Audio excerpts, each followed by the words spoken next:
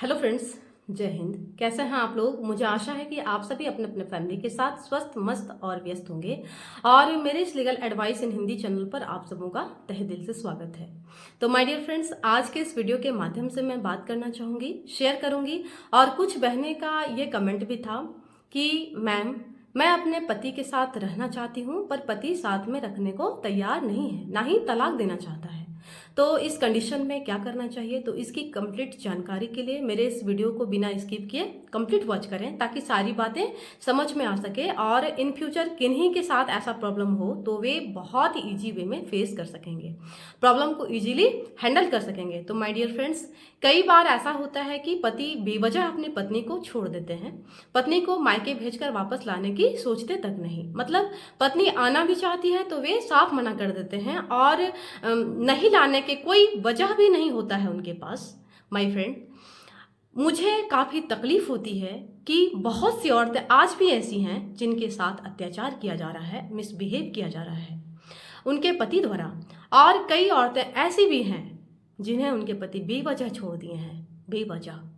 तो ये आज का वीडियो ऐसी महिलाओं के लिए है जो 498A का केस नहीं की हैं, कोई भी फॉल्स एलिगेशन नहीं लगाई हो और उसके बाद भी उनके पति अपने किसी पर्सनल रीजन की वजह से अपनी पत्नी को साथ में नहीं रखना चाहता। ऐसे बहुत से रीजन हो सकते हैं जब पति बेवजह अपनी पत्नी को छोड़ता है, और ये रीजन भी मैं किसी एक वीडियो में शेयर की हूँ, आप वहाँ जाके देख सकते हो। तो फ्रेंड्स, ससुराल में रहने का जो अधिकार महिलाओं का है वो उनका मौलिक अधिकार है, फंडामेंटल राइट है, और इससे किसी भी महिला को वंचित नहीं किया जा सकता। अगर आपके पति आपको अपने साथ में नहीं रखना चाहते हैं तो आप सेक्शन 9 का नोटिस भी दिलवा सकती हैं और केस भी कर सकती हैं, अगर आपके कोई गलती ना हो तो। और इससे पहले आपको एसपी ऑफिस जाना चाहिए और एप्लीकेशन दीजिए कि आप एडीआर ऑफिस में कॉम्प्रोमाइज़ करवाना चाहती हैं। आप एसपी ऑफिस में जाकर कॉम्प्रोमाइज़ की डिमांड कीजिए। उसके बाद काउंसलिंग की आपको डेट मिल जाएगी और उस डेट में दोनों पार्टीज़ को प्रेजेंट होना होगा, जहां पर दोनों पार्टीज़ की काउंसलिंग की जाएगी और आप दोनों के बीच वहां कॉम्प्रोमाइज़ कराने का प्रयास किया जाएगा।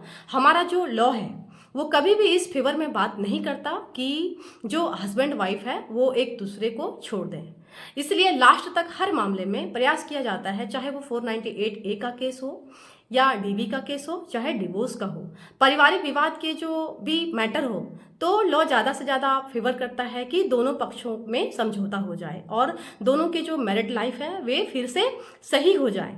तो महिलाएं, जब भी आप वुमेन सेल, CWA, ADR इन सब जगहों पर जाती हैं और जब आपके बीच में काउंसलिंग होती रहे और कंप्रोमाइज की बात होती है, आपको कभी भी झूठे एलिगेशन नहीं लगाने चाहिए। कभी भी आप झूठे एलिगेशन को मत लगाइए। अगर कोई बात ऐसी है कि म्यूजिकल वर्ड से खत्म हो सकती है तो उसे खत्म कर देनी चाहिए।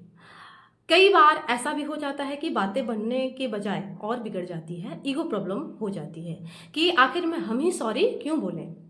तो यहाँ बातें इतना बिगड़ जाती है कि उग्र रूप ले लेता है, फिर आपको कोर्ट के चक्कर काटने पड़ते हैं। और सिचुएशन कभी कभी ऐसा भी आ जाता है कि पति नहीं चाहता है अलग हो, तब भी अलग होना पड़ता है, या फिर पत्नी नहीं चाहती है अलग होने का, तब भी अलग होना पड़ता है, सिर्फ ईगो के वजह से। तो जब एडीआर ऑफिस में ही काउंसलिंग की जा रही थी और आपको लग रहा था कि सॉरी बोलकर बात बन सकता था, तो बिल्कुल बात बना लीजिए, आपको बनानी थी। इतना कर लेने से सब कुछ ठीक हो जाए तो फिर बहुत अच्छी बात है। और अगर एक्स पार्टी डिग्री लग जाती है तो उसके बाद आप वुमेन प्रोटेक्शन एक्ट के सेक्शन 19, 20, 21 के तहत अपने पति को इस बात का नोटिस भिजवा सकते हैं कि वो आपको छोड़ना चाह रहे हैं, और इन फ्यूचर आप डिमांड कर सकते हैं इन धाराओं के तहत। अब ये डिमांड भी कम नहीं रखनी है, आपको इतनी हाई रखनी है कि इस डिमांड को पूरा करने में ही असमर्थ हो जाए और आपको साथ में रखें। और ये आपको तब करना है जब आप अपने हस्बैंड के साथ रहना चाहती हैं। अगर आपके पति आपको रखना नहीं चाह रहे हैं लेकिन फिर भी आपको रहना है तो आप इन सभी धाराओं के तहत नोटिस भिजवा दें जिसमें हाई डिमांड का जिक्र हो। तो इससे हो सकता है कि डिमांड देखते ही उन्हें लगेगा कि इतना डिमांड पूरा करने से अच्छा है कि चलो अब साथ ही रख लेते हैं। यहाँ जब आप हाई डिमांड करोगे तो इन फ्यूचर के लिए कर रही हैं, तो एक मकान भी डिमांड कर सकते हैं। फिर फ्यूचर के लिए पैसे सिक्योरिटी मांग सकते हैं कि इतने पैसे फ्यूचर के लिए चाहिए। ऐसे में अब होगा क्या कि आपके पति आपको साथ में जरूर रखेंगे। और हाँ, आपको डिमांड भी उनके कैपेसिटी से ज़्यादा करनी है। सेक्शन 17, 18, 19, 20 वुमेन प्रोटेक्शन एक्ट का है, जिसमें ये सारी बातें बताई गई है कि आपको ससुराल में रहने का अधिकार है। और हस्बैंड रखना नहीं चाहता है तो इन फ्यूचर आप डिमांड कर सकती हैं कि वो सारी चीज़ें आपके अकॉर्डिंग दिलाएं, जिसमें आपका फ्यूचर सेफ हो सके।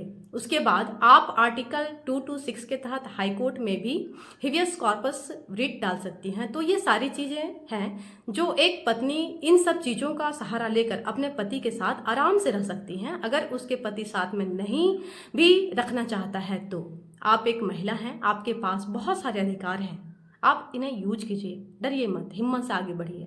पति अगर साथ में नहीं रखता है तो आर्टिकल 14, 19, 21 का हनन हो रहा है, जो कि उनका फंडामेंटल राइट है। तो इनके अगेंस्ट भी आप कोर्ट जा सकती हैं। लेकिन माय डियर फ्रेंड्स, मैं फिर से एक बार और कहना चाहूँगी कि छोटी छोटी बातों को आपसे समझौते से ठीक करें, क्योंकि कोई भी चीज़ बनने में टाइम लगता है पर बिगड़ने में मिनट भी नहीं लगता। अगर आपको लगता है कि साथ रहने से सब कुछ फिर से बहुत अच्छा हो सकता है तो सही करना ही बेहतर है, और अगर बदतर होने की संभावना हो तो अलग होना ही श्रेष्ठकर है। क्योंकि ऐसा न हो जाए कि आप गए और मारपीट शुरू हो और आप अपनी जान गंवा बैठो। तो माय डियर फ्रेंड्स, एक और इम्पॉर्टेंट बात कि झूठे आरोप लगाने से हमेशा बचें, क्योंकि सबकी बारी एक दिन ना एक दिन आ ही जाती है। तो जब भी आप इस तरह के प्रॉब्लम से गुजर रहे हो तो इन सब तरीकों का प्रयोग कर सकते हैं, जो कि मैं काफ़ी सिंपल वे में बताने की प्रयास की हूँ। इसके बाद मैं आप सबों से नम्र अनुरोध करना चाहूँगी कि काफ़ी गर्मी है, वाटर लेवल डिक्रीज हो रहा है, तो हम सभी अपने जुगाड़ कहीं से न कहीं से लगा ही लेते हैं, कर ही लेते हैं। लेकिन एनिमल्स एंड बर्ड्स के लिए भी ज़रूर सोचें। अपने अपने छत पर, छज्जे के ऊपर आसपास दाना डालें, पानी रखें, ताकि उन्हें भी आसानी से मिल सके, वो यूज कर सकें, पानी पी सकें, दाना खा सकें। तो माय डियर फ्रेंड्स, कैसी लगी आज की वीडियो कमेंट करके ज़रूर बताना। आई होप कि अच्छी लगी हो, और अच्छी लगी हो तो लाइक करना, ज़्यादा से ज़्यादा शेयर करें। जो भी और मेरे चैनल पर नए हैं वे सब्सक्राइब कर दें, बेल आइकन प्रेस करके ऑल बटन प्रेस कर दें, ताकि जब भी मैं नई वीडियो अपलोड करूं तो सबसे पहले आप तक पहुंचे। जय हिंद।